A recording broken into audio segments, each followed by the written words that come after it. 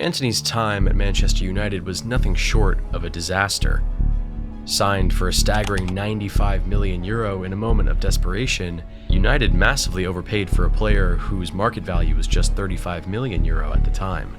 The hope was that reuniting him with Erik ten Hag would spark something special, but instead, the Brazilian struggled under the weight of expectation, managing just 17 goal contributions in 96 games. At the start of the 2024-25 season, Antony vowed to show United fans his true self, but with just one goal in 14 games, his time at Old Trafford came to an abrupt halt.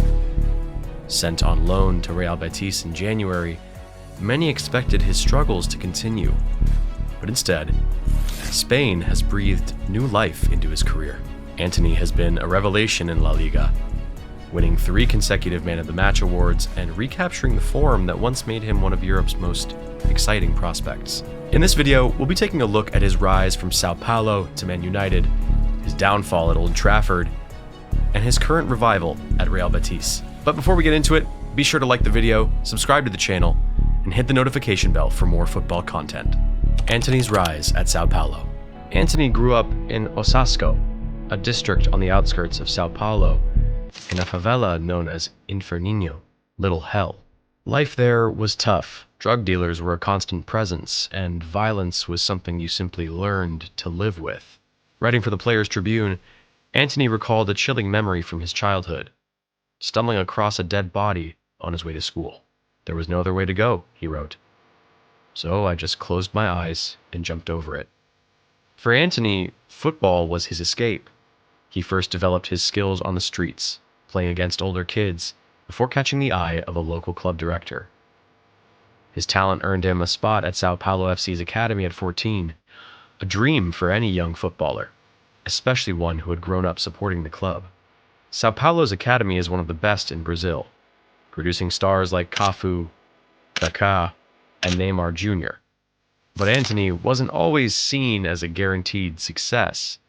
Some coaches doubted his physical strength, but his technical ability, finishing, and game intelligence stood out. He worked hard to improve, and by 2018, he had broken into the first team, drawing comparisons to fellow wingers Lucas Moura and David Neres, who had both secured big moves to Europe.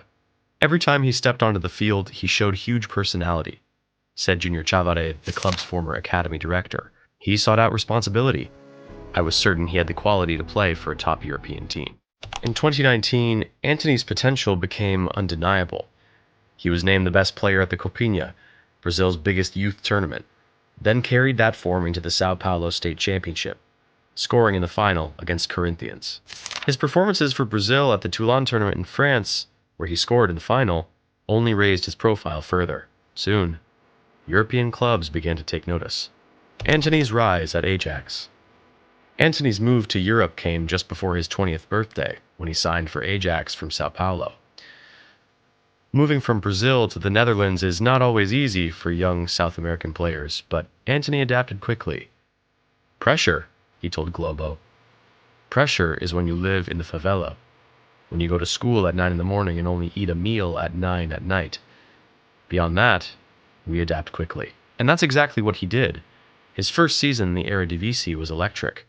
He scored 7 league goals in his first 14 matches, including decisive winners against Vitesse and Sparta Rotterdam. Though he had never been a prolific scorer before, he credited Erik ten Hag's system for putting him in better goal-scoring positions. He also transformed physically, adding 15 pounds of muscle during the COVID-19 lockdown. By the end of his debut season in Europe, Antony's career was gathering serious momentum.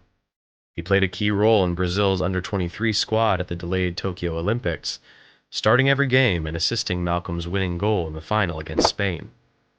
2 months later, he marked his senior Brazil debut with a goal, joining the likes of Pelé, Mario, Zagallo, and Neymar in doing so. His performances in the 2021-2022 Champions League further cemented his reputation. Ajax won all 6 of their group stage games, with Antony contributing 2 goals and 4 assists. He spoke openly about his desire to play in the Premier League, and it seemed like only a matter of time before the big move came calling.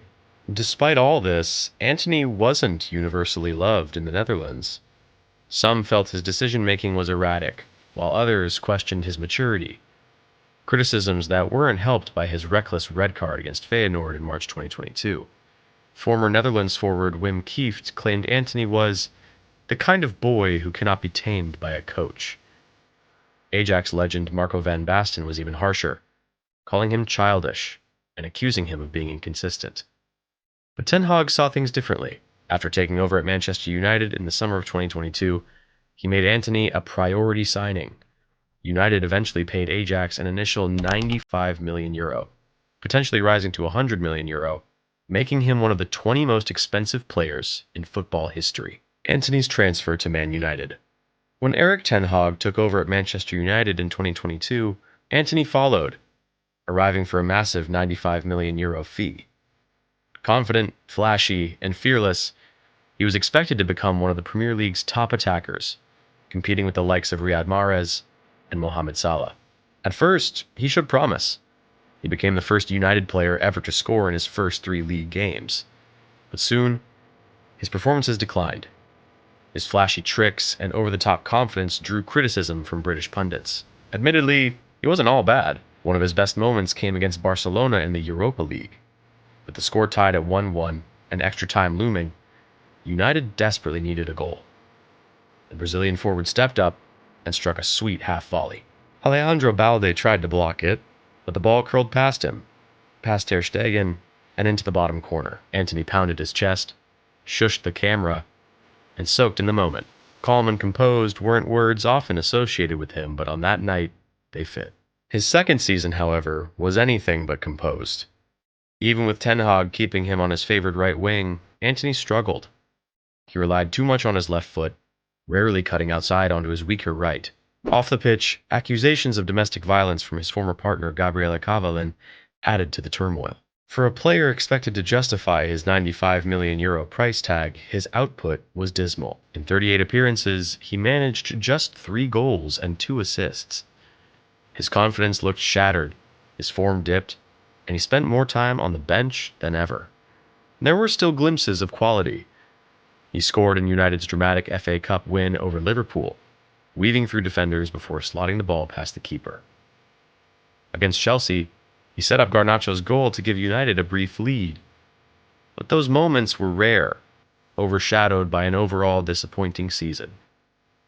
Soon it became clear that United needed fresh energy on the right wing. As United faced Real Betis in a late-night friendly, Ten Hag ironically turned to a different option, Amad Diallo. It felt like a sign.